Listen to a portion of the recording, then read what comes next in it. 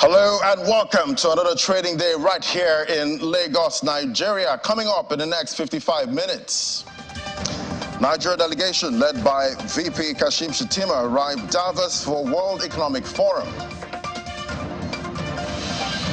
Nigeria's headline inflation hits 28.92% in December, exceeding analyst expectations. Plus, Egypt's planning to issue blue, green, sustainable and social bonds in local currency. Hello, welcome to the program. I'm Ladi Williams. First, let's get the top stories that set your agenda now. We see the African Export-Import Bank, Afrexim Bank, has announced the successful disbursement of the initial tranche of the syndicated $3.3 billion crude oil prepayment loan to Nigeria National Petroleum Company Limited. The bank said the initial disbursement was $5 billion, while the second and the final tranche of $1.05 billion is expected to be disbursed later. The bank described the facility as a landmark financing at Nigeria's largest crude oil prepayment facility, as well as one of the largest syndicated loans raised in Africa in 2023. And in recent Lagos and some other states in Nigeria, I see the scene there that most ATMs have gone from having long queues to being empty. Well, this morning I did try to get some cash, from the ATM, and definitely they said, no, you cannot get a transfer this time. You can either do a transfer, but you can't get cash. And we see that most POS operators there, they've increased most of their charges. You see right there, withdrawal amount of about 10,000, 8,000 to about 10,000 naira. You have to pay a charge of about 500 naira, at the POS, because you can't get, cash, at the ATM as you would normally. 3,500 to 4,000, that will cost you 200 naira, to get that withdrawal at POS. Now we see 4,100 naira to about 6,400 naira. That will cost you about 400 naira to get that cash. 657, and you see the questions, at this point, is the CBN aware that, most of these ATMs are without cash, most of the time. You see, in the morning, you're going out, you see people just, sitting in front of the banks. You don't know what they're, waiting for at this point. Are those the POS operators? Are those bank customers trying to get cash? And is the allegation that POS operators, buy naira from banks? Is that true? And should Nigerians be confined to buying naira? In Nigeria, with all the problems at this point, we're seeing inflation rate so high for December, about 28%. And now you need more cash. If you're going to deal in cash, at this point, you're going to need more cash to buy, some of those items. But, for some people, you don't really need that much cash because, like me, I don't need that much cash. But at the end of the day, there's still petty transactions you have to carry out, and you still need, cash, for all of that. All right, well, hopefully we'll hear from CBN and banks, to let us know why the ATMs don't have cash at this point. Well, it's the first day of the World Economic Forum's annual meeting in Davos, Switzerland, and the vice president of Nigeria has led a delegation there. They landed, right there. And Mr. Waledu, the Minister of Finance and Coordinating Minister of the Economy, spoke to our correspondent, Juliana Olainka, on what to expect. Take a listen. Well, we're here this week, led by His Excellency, the Vice President Kashim Shettima, leading the Nigerian delegation to this all-important dialogue.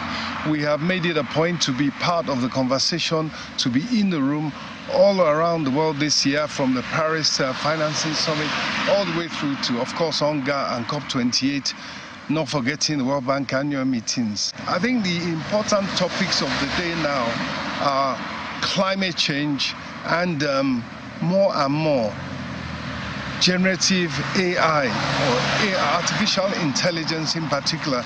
And it's important that we as Nigerians are here. We are the largest country in Africa. We do have an important role to play. And so we're here to make our voices heard and to also tell our own story of progress, our own story of making Nigeria an investment destination. All right, let's get to our first conversation now. Definitely a lot happening right here in the country. We see there's a new development in Nigeria's electricity sector as the power of attorney for the federal government's 40% ownership in electricity distribution companies, as DisCos, have been transferred from the Bureau of Public Enterprises, and that's been moved to the Ministry of Finance Incorporated. That's MOFI. To help us understand the implications of that, we're going to be talking to Professor Yemi Oke, an energy lawyer. He's going to be joining us via Zoom, and we're going to find out what the implications of that is, and definitely we'll find out how that's going to impact, the power sector. Let's get a check on the global oil market now. We see prices this morning quite elevated. You see the price of Brent there. We see traders also watching, a lot of issues, happening right now. They're watching out for supply disruption risk in the Middle East following strikes by U.S. and British forces to stop the Houthi militia in Yemen from attacking ships in the Red Sea, and definitely we see that's already impacting the prices there. We see Brent there at $78.53 a barrel. That's up by 0.3% in early trade today. WTI crude, that's trading at $72.85 a barrel. That's up by 0.2%. Definitely investors and in the global oil market definitely watching out for the escalation, at this time. Anything that, disrupts supply at this point, definitely that's going to lead to, rising prices. So be looking out to see how the reactions, coming from there. So now let's head back to the conversation now about this new policy in Nigeria's electricity sector. We have Professor Yemi Oke joining us via Zoom from the UK. Great to have you on the show. Thank you very much, Ladi. I'm happy to join you guys. Fantastic. So we're seeing this this new policy now. We see BPE now does not have the power of attorney over the DisCos in Nigeria. That's been moved to the Ministry of Finance. What is your perspective on this termination? Because we know normally the BPE is supposed to handle all of this, but now that has been moved to MOFI. Tell us your perspective on this. Is this good? Yeah, I think speaking frankly and from the point of view of what we know, in the first instance, the government is trying to undo the anomalies that we've had in the system. One, ordinarily, BPE, Bureau of Public Enterprises, should not have been in charge of those assets in the first instance, because by structure, it's meant to divest government's interest, midwifing privatization processes, commercialization, and what have you. So it shouldn't be the one to hold the asset. We've already had MOFI in place, that is Ministry of Finance Incorporated, as a special purpose vehicle to hold government assets. So when the power of attorney was given to BPE, we thought that wasn't right, appropriately, because BPE at some point will be an interested party, because the asset will be with the BPE. BPE is to midwife the privatization or sale of this restructuring of government assets, and is going to be in charge of those assets. With that, BPE will ordinarily be conflicted. So the ideal position would have been to keep it or warehouse it in a special purpose vehicle like the MOFI, Minister of Finance Incorporated, initially. So what was wrongly done is not being reversed. The proper thing to do would be to move it to the SPD, which has been done. A good move.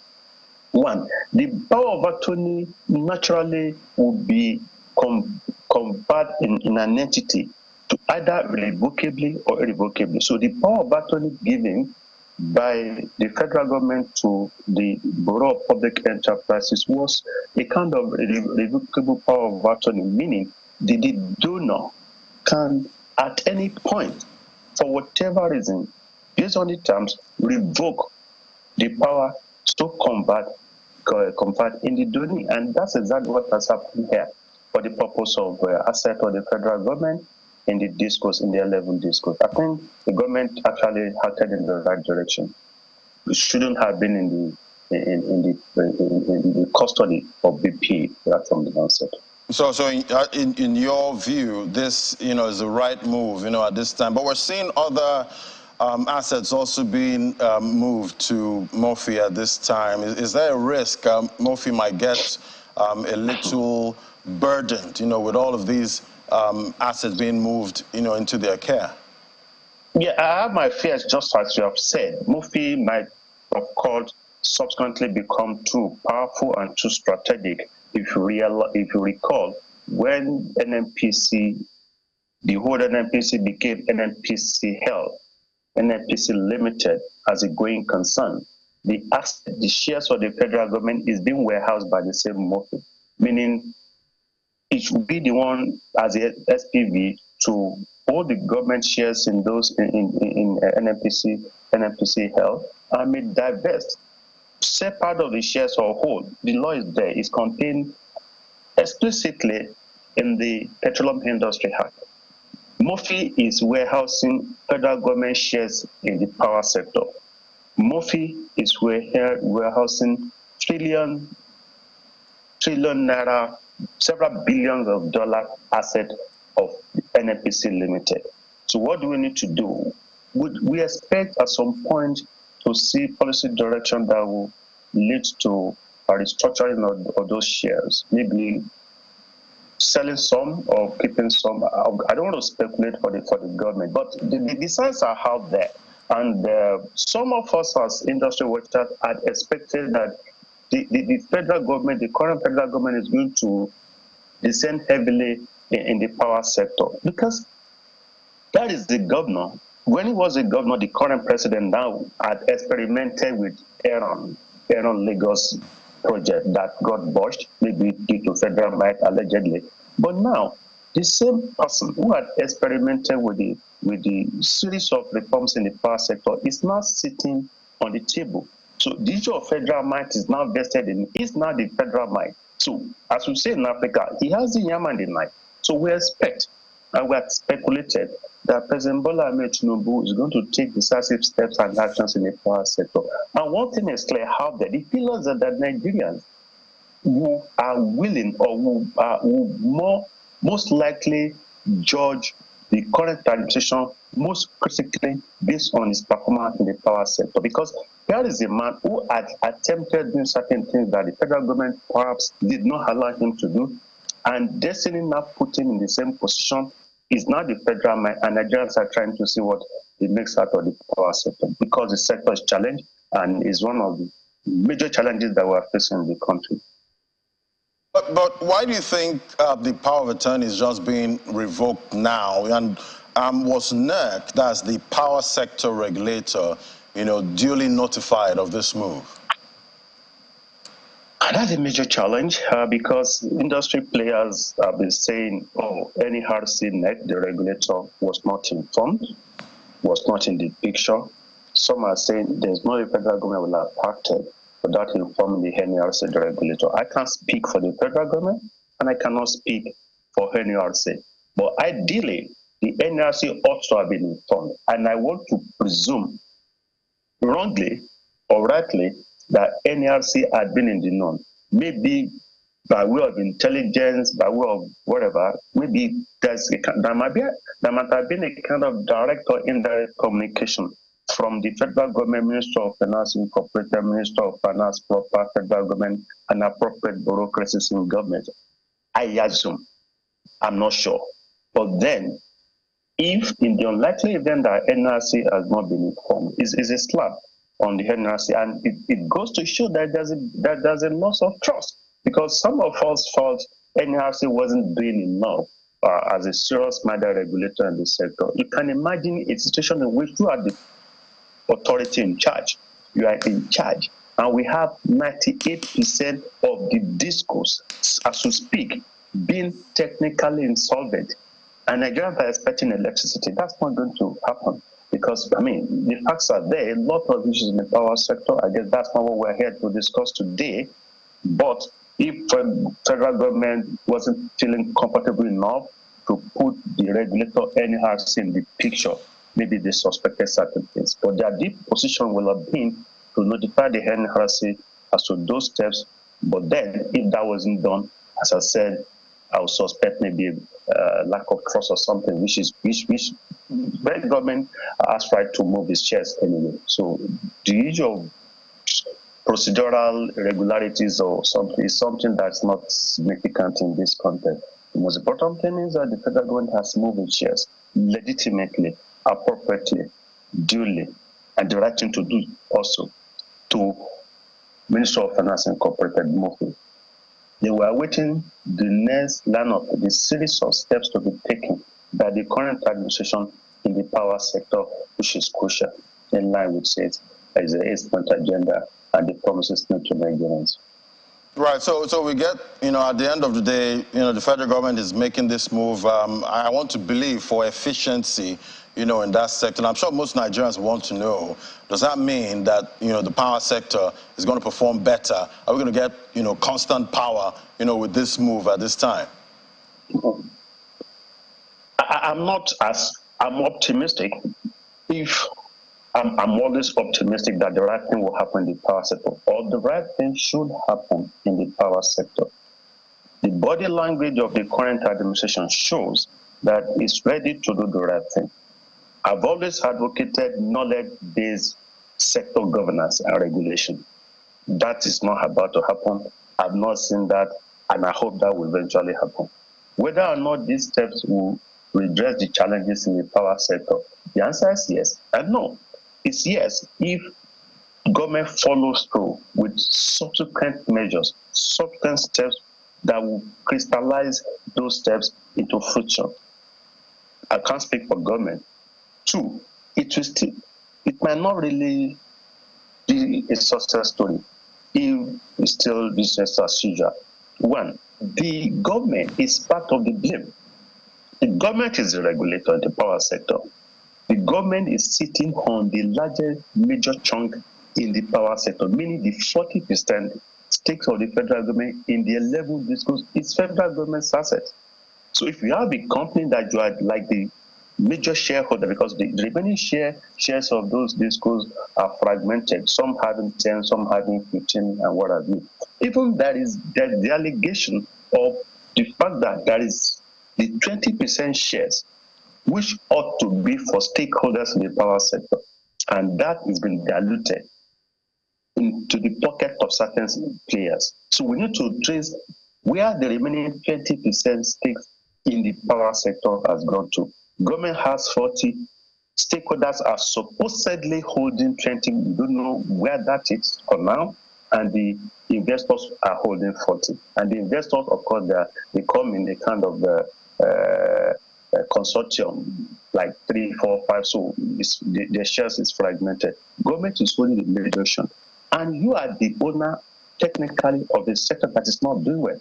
You are also the owner of TCN, Transmission Company of Nigeria, that's not doing well. You are also the one who put the regulators in place, and we're not seeing serious regulation in the power sector. And the power sector is collapsing on all of us, and all is not well with the country because we can't really do anything major unless we fix the challenges of the power sector. The signs are out there, and I'm glad when the president went to Germany, of course, he brought up the issue of Siemens and others with the chancellor. And I've always been pessimistic about the Siemens move and assistant at my position. Right, definitely. We're hoping, 2024 is going to be different. If we're a country that wants to produce, we definitely need to get the power sector running well, so we can have constant power, so we can produce more. Thank you so much for sharing your perspective, Professor Yemi Oke, Professor of Energy, Electricity Law, University of Lagos. Thank you so much for coming on. Thanks, Ladi, for having me. All right, we'll take a break now. When we come back, we get an update from Davos. It's day 1 right there in the World Economic Forum. That's in a moment. Do stay with us. Welcome back. Well, as I said before, it's day 1 at Davos there for the first World Economic Forum.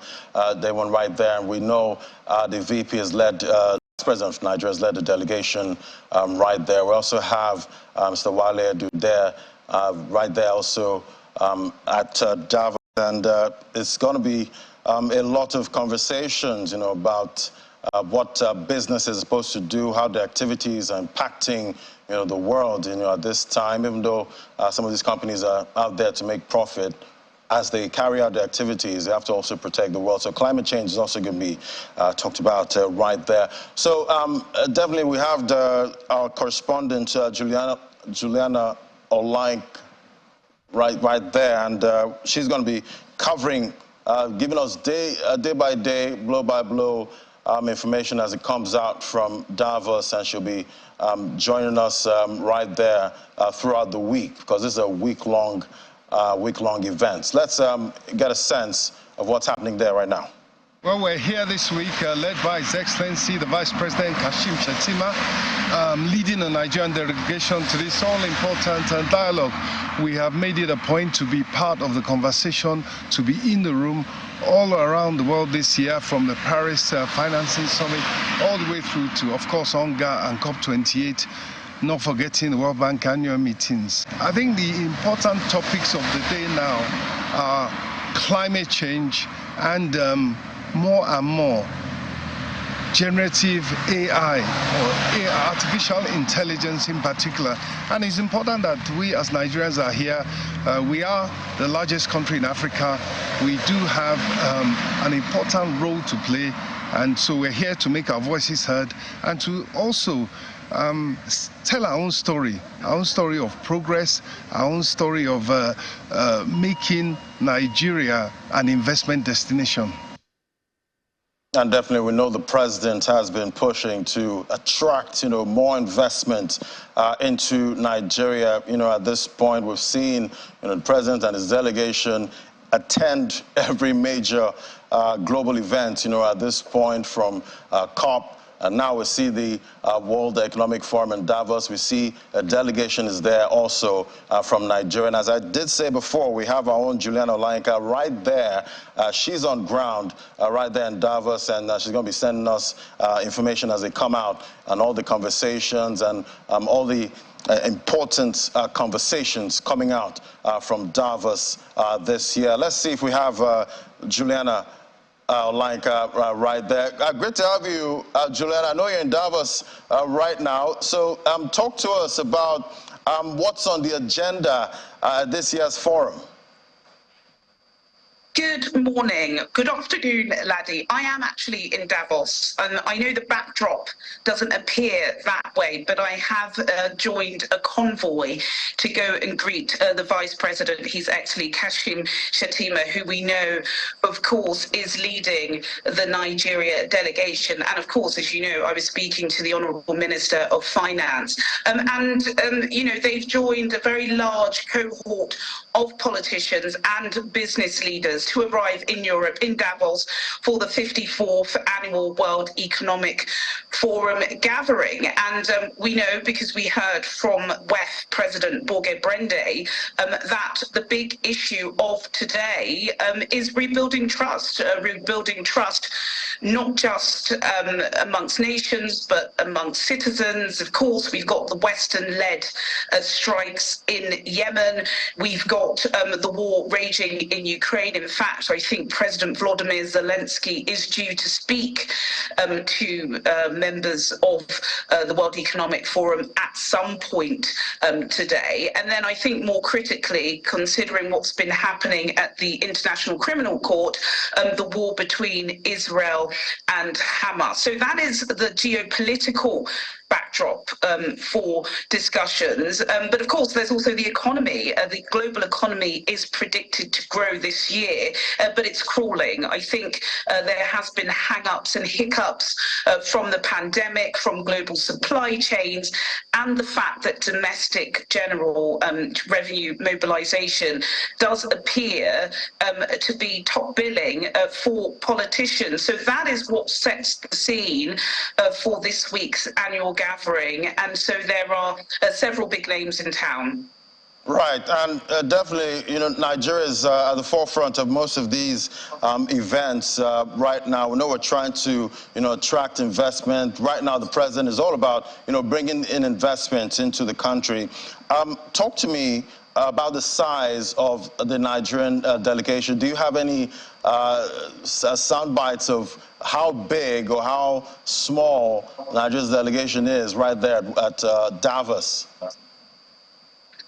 Well, it certainly appears to be small. As I said, I managed to bag that exclusive interview this morning with the Minister of Finance, His Excellency Wale Eden. He appears to only be with one aide. He's Special Advisor on Communications, Hamid Abubakar. I'm here at the location of the Vice President again. It does appear to be a very trimmed down delegation. And again, I think this is all about the President's directives, isn't it? We did get that news that international travel delegation would be cut, I believe, by 60%. And although at the time it could have appeared that this was specifically to do with Nigeria, I think you only have to look, Laddie, on X, formerly known as Twitter, and other social media spaces to see that I think the mood music across the world amongst citizens is that politicians spend too much. And, you know, we're not seeing here the likes of UK Prime Minister Rishi Sunak or US President Joe Biden, just because Davos does have some negative connotations. I think, you know, you don't have to be a conspiracy theorist to listen in to some of, you know, what they're saying about you know, gatherings such as this, known as networking, schmoozing, you know, champagne chopping and canapé chopping. I think some world leaders understand those negative connotations, so they've stayed very far away. I don't know how it would look for Rishi Sunak, the UK Prime Minister, to be spending, goodness me, upwards of 5,000 Swiss francs every night when people are still struggling with the cost of living crisis. So, of course, I've not been here for very long. Like I said, I am here where the Vice President is. It does appear like a very trim, small delegation, but I think it's important to note that that mood of trying to cut government, you know, spending is not solely a Nigerian issue. This is an issue that affects global governments across the world, hence the theme of WEF this year being rebuilding trust. And definitely, it's not just about, you know, government at the World Economic Forum at this point. There's also going to be a lot of business leaders there, definitely. But for you, what do you think Nigerians should expect, you know, as a takeaway from this event this year? Well, I think it's fair to say that, of course, you know, Nigeria is open for business. I think, you know, President Bola Ahmed Tinubu is the chief marketing officer of the nation. And, you know, this isn't the first international delegation or international trip, shall I say, for this administration. They've been to Paris, they've been in New York, they've been in India, they've been in Dubai, they've been to Marrakesh. They've been going across the world and basically rebranding the country, letting world leaders know that, you know, there are painful reforms that are taking place, but it is for the better of Nigerians. And I think that's what we want to see now. I think, you know, there's a difference between pledges and promises. Things have to be trickled down. It's not just about making bold statements and going across the world. We actually need to see inflation going down. We need to see the cost of living easing. So let's wait and see. It's going to be a very, very busy week. I think today, the Nigeria delegation, led by the Vice President, will be meeting with senior leaders at the World Economic Forum. I think it kicks off proper tomorrow, where there'll be several panel discussions. I know the Minister of State for Petroleum is in town. He is hosting an event tomorrow. I spoke earlier this morning with Bosun Tijani. He is also here. And so they're going to be busy. I think the most important thing is selling the fact that Nigeria is open for business and things have changed. But it's about people back home seeing those changes, isn't it? So I must apologise again for this really terrible background, but I'm in transition trying to catch the Vice President. And once I am settled, I will be making sure I send a full report. I'm sure, Juliana, I'm sure if you look around you, you might see the Vice President somewhere in the corner there. See him. Maybe you could drag him in. Honestly, he could come any second. Yeah, any second. So definitely we're right here once he comes. Thank you so much. That was Juliana there, right there in Davos, bringing us all the information as it comes. And definitely she'll be giving us more information. It's a week-long event, and she'll be here sending us all the details and all the heavy conversations right there at Davos, this forum. Anyway, let's head to the markets now. Definitely a lot's going to impact the market this week. And right here in Nigeria, we've got that inflation data for December, and it's big. It's hot, laddie. It's hotter than analysts actually expected. Yes, but the financial derivatives company last week did project a 28.7% increase. Right. But we're getting 28.92%. That means it's hitting higher than expectations. So that means inflation is higher. So we just expect the central bank to probably hike interest rates at this moment. Yeah, definitely. Just hike rates. Just hike rates. Or we'll see what they're doing. Or we'll see if other people have other opinions or perspective about it. And also talking about the World Economic Forum, this is one of the things they have in the bag. You're talking about the many trips that the president has been taking since he took office. And last week, the Minister of Budget and Economic Planning was talking about the leaders, the public service officers, taking the lead in attracting investment. So and one of the reasons is to fund the budget. So one of these trips is to see how they can attract investors and see how they can close that gap. Yeah, I know the president is the chief marketer, of the country, but I guess we also, as a people, we should do our bit in marketing Nigeria. We do have letting the world know we are open for business. Open for business. Fantastic. So we kick off with major equities in Africa, where sentiments were mostly positive at intraday. We see Nigeria's NGX still in positive territory. It was up 0.12%, 83,000. That's the level we're at the moment. On the other hand, we see South Africa almost down almost 1%. Elsewhere, let's see the EGX 30, how they performed at intraday, 1.38% up. Not bad, and it's in the 26,000 level. Kenya, however, closed Friday session in the green. Now let's see how other markets, let's see what's going on at the intraday, at the NGX, on the floor of the exchange, what's driving investor sentiments. And we're joined by Onose Asotie Naulo, is investment analyst, Main Street Capital Limited. Onose, good afternoon. It's good to have you on the program. Afternoon, Will. Thanks for having me. Honestly, let's see through your eyes what's going on there. And don't forget that the NGX was rated the second best performing stock market last week, and due to gains on banking stocks. Banking is the name of the game right now in the market. Investors are trooping into banking stocks. And one thing is, it's not just local investors. If you look at foreign portfolio investments in November, it was up significantly. So we see funds from even outside the country coming in, and everybody's getting into banking stocks. One of the fundamental reasons is the recapitalization, right? So we know about the FX revaluation gains that has kind of skyrocketed a lot of the net asset valuations, for a lot of these banks, right? But then we also see the recapitalization, and we expect that if that goes through, a lot of banks will increase their capital base and even potentially increase, their intrinsic value. And so what we see is a lot of investors are getting in and kind of betting on that to happen, so they could just possibly ride the wave. Another thing could be dividends. Banks did really well when it comes to earnings last year.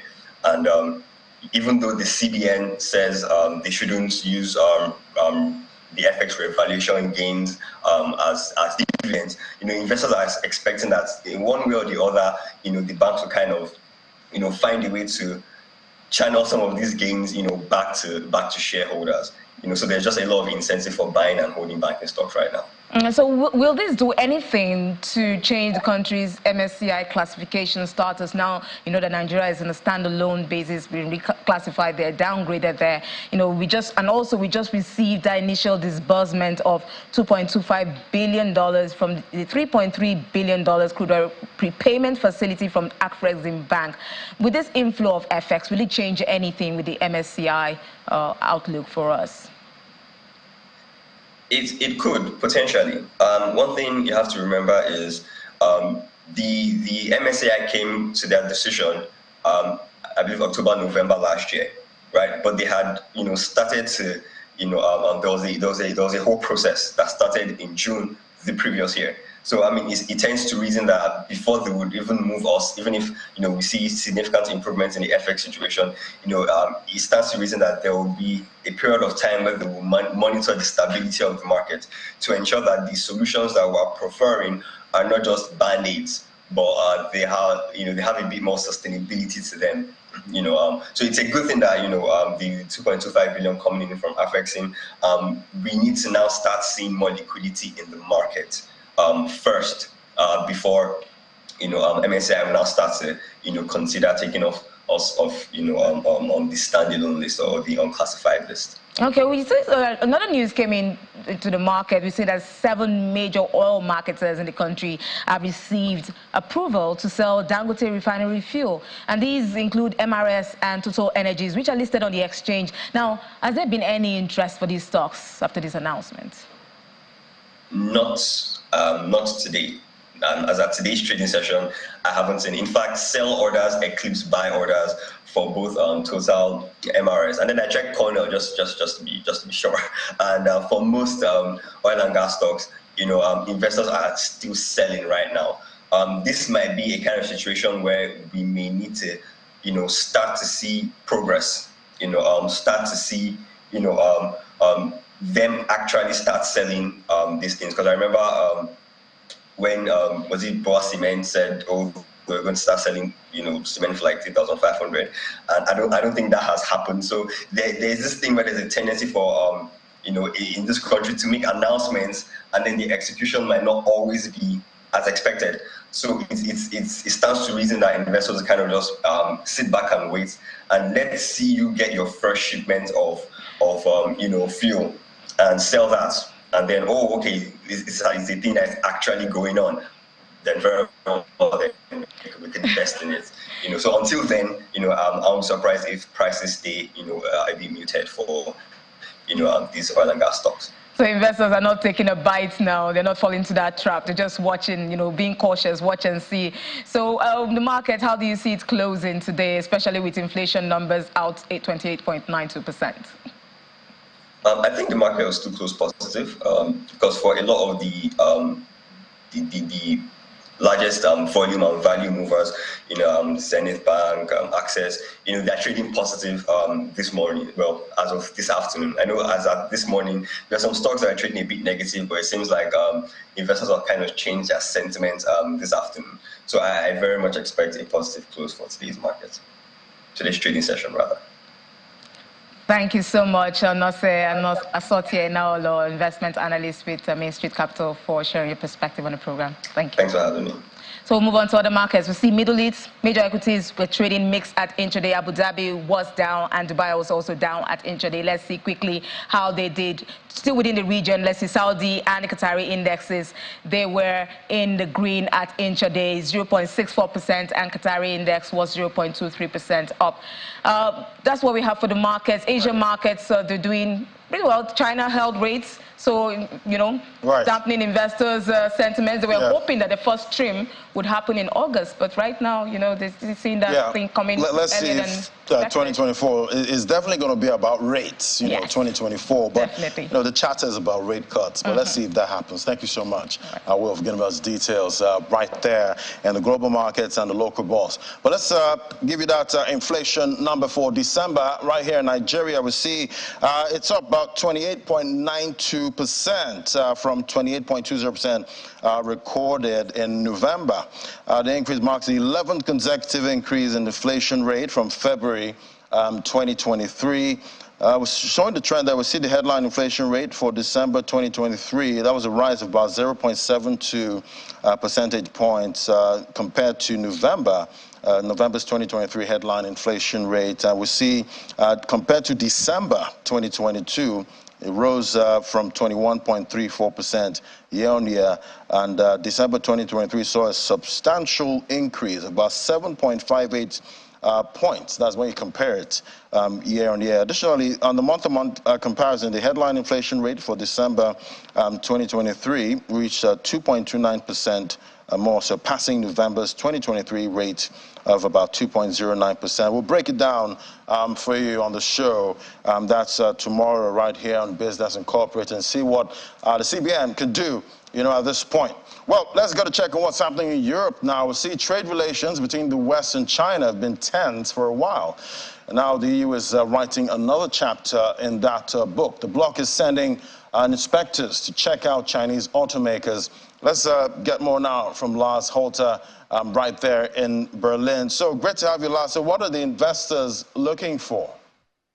Thanks for having me, Ladi. Well, they are trying to find out whether those Chinese car makers are receiving state aid, like any form of subsidies in the production of their electric vehicles, because that would be illegal under WTO trade rules. The car makers in question here are BYD, Geely, and SAIC, and it's obviously all about electric vehicles here. Chinese EVs have made quite a splash in recent months, picking up 8% of the European EV market, with experts thinking that number could rise to 15% as soon as next year.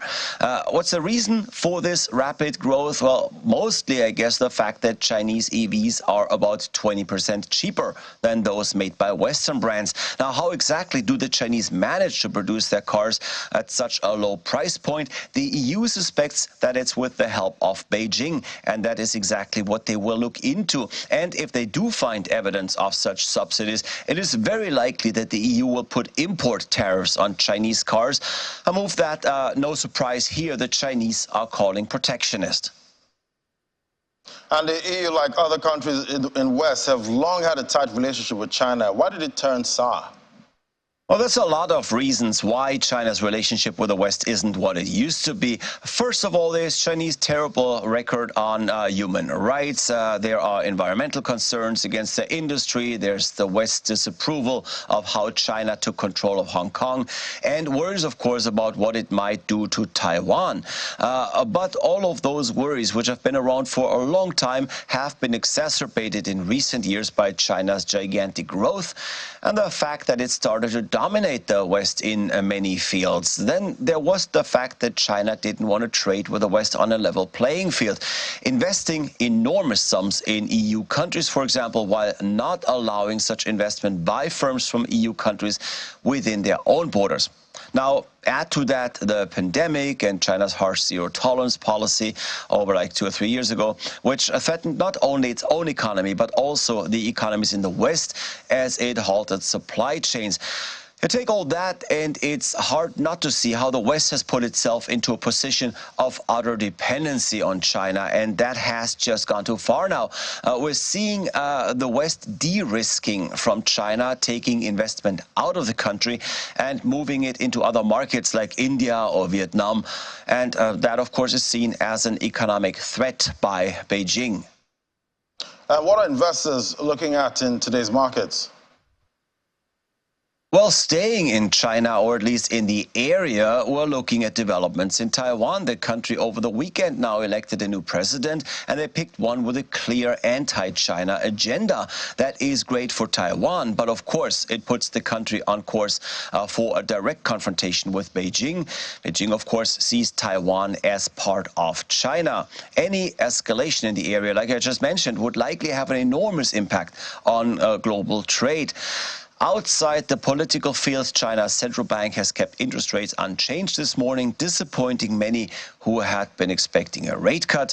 Anyway, shares are up Monday morning as we're heading into the new trading week. All right, thank you so much. It's a fresh week right here. We'll see how the markets play out. Thank you so much, Lars Holter, right there in Berlin. Well, let's get a check on some markets now. Talking about the debt market, we see Ghana's reached a deal to restructure about $5.4 billion of loans with its official creditors. Let's get a sense of what to expect now. Priscilla Bonsa, practitioner, joins us from New York. Great to have you, Priscilla. Thank you so much for having me, Ladi. Good afternoon. So definitely, this is a big milestone, in Ghana's quest, for debt relief. Tell us more about this agreement. Sure. So Ghana at this point has reached a deal to restructure $5.4 billion in loans with its bilateral lenders such as France and China, which is supposed to charter the country out of one of its worst economic crises so far. This deal will allow Ghana to access another $600 million under its $3 billion bailout program. And according to the International Monetary Fund, the IMF, this will clear the path for executive board consideration of the IMF for the first review of Ghana's program. However, the country still needs to reach an agreement with private holders regarding another $13 billion which are still outstanding with international bonds. Definitely.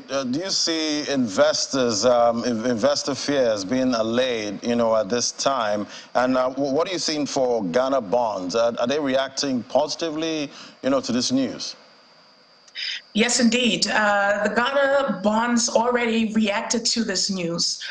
In fact, an index tracking Ghana's bonds rallied around last week, mainly due to the fact that the market anticipated this new agreement. Spreads in the benchmark index tightened to 2.828 basis points, even from 2.964 basis points about a week ago. All right, we'll definitely keep tracking that. And definitely, I'm sure, looking at the agreement deeper, even though Ghana's getting all these funds, I want to believe that the agreement actually, favors Ghana's economy, going forward.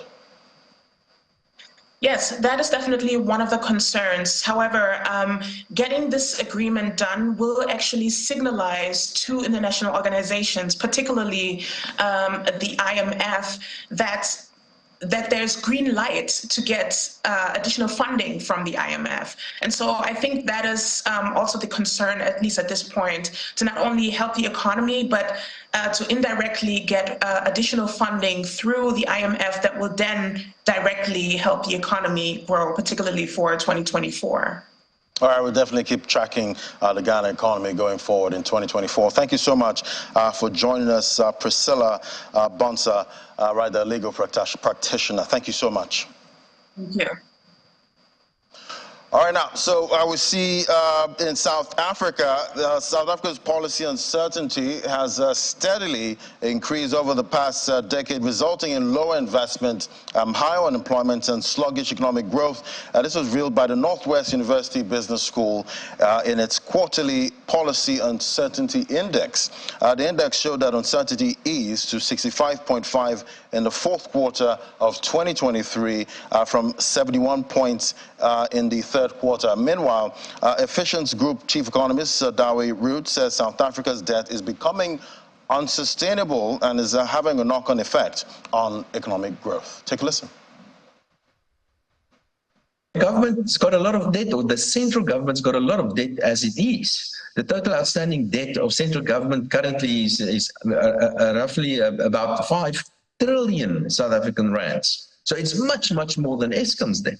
Eskom's debt of 440 or 450 billion rand is also a lot, and government actually guaranteed that debt. So actually you should add that debt to the existing debt of the state.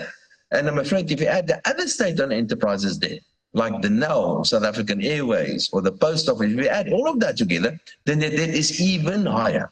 So we are reaching a point where debt has become unsustainable. Without a doubt, what we actually need is to spend more or less money. What we need is economic growth.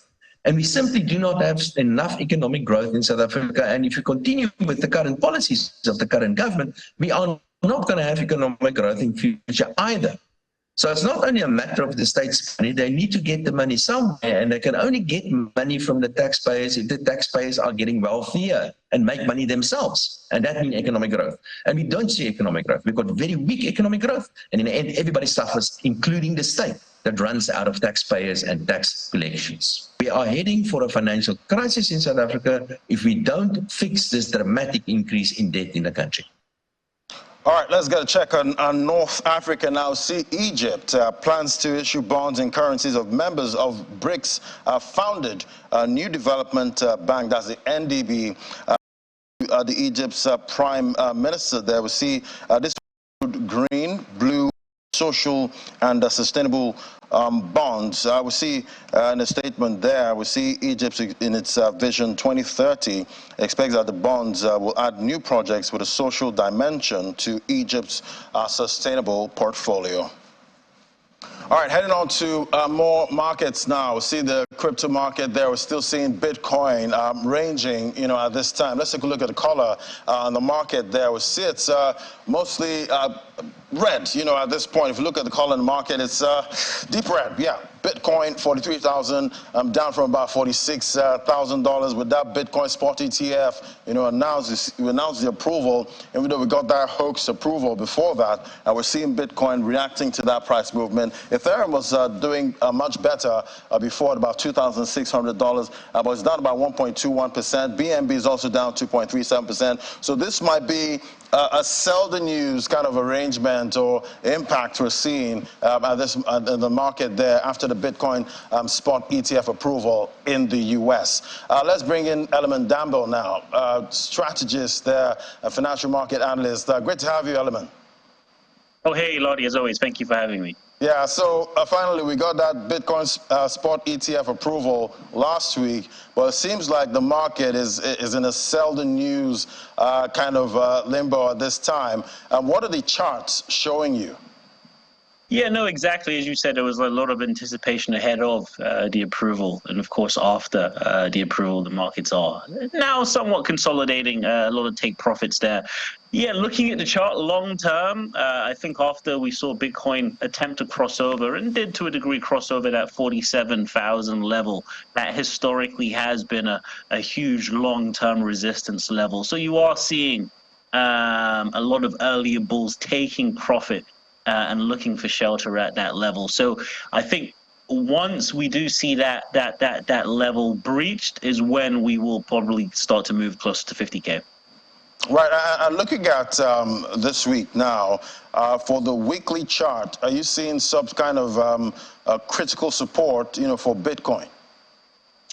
Yeah, I think you're looking around the 41, and to be honest, if we do have a more relatively bearish week, you could potentially even see this fall to around 37K. So yeah, the range looks to be between 37 and where we are now.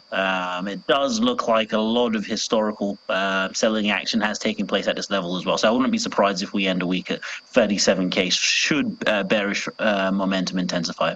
At what price level should we be looking at to get an indicator for 37,000? Yeah, I think, again, you're looking at below 40K. So at the moment, it's just hovering above. But you have to pay more close attention to the RSI rather than the actual price. The volume at the moment in terms of relative strength index on the 14 days, currently around 67. A floor is at 65. So if it starts to plunge below that 65 floor on the RSI of 14 days is when you will probably see an increase in bearish sentiment. All right, there you have it. Thank you so much, Element Damble, financial market analyst. Cheers. Thank you so much. Right, so you heard it from Element. If 40K doesn't hold for Bitcoin, then 37,000 might be the next level. But that's not financial advice. Let's look at the gainers counter now this morning. Let's see who's topping the chart there. For the top gainers, we see ton there. That has to do with Telegram. That's up about 10.27%. So we still have some double-digit gains this morning. FTT is also on the gainers counter, $3.14, up 6.08%. Let's look at the top losers this morning. We see Optimism. That's had quite a great run this time. $3.54, having a big pullback, 7.10% after rising about 100%. We see Bonk there. That's one of the meme coins. That's down 6.02%. So we're seeing profit taking right there in the market. That's the show today. Thank you so much for watching. Don't forget to join us. You can check channelstv.com on our website for get more updates. I'm Ladi Williams from the team right here at Channels HQ. It's bye for now.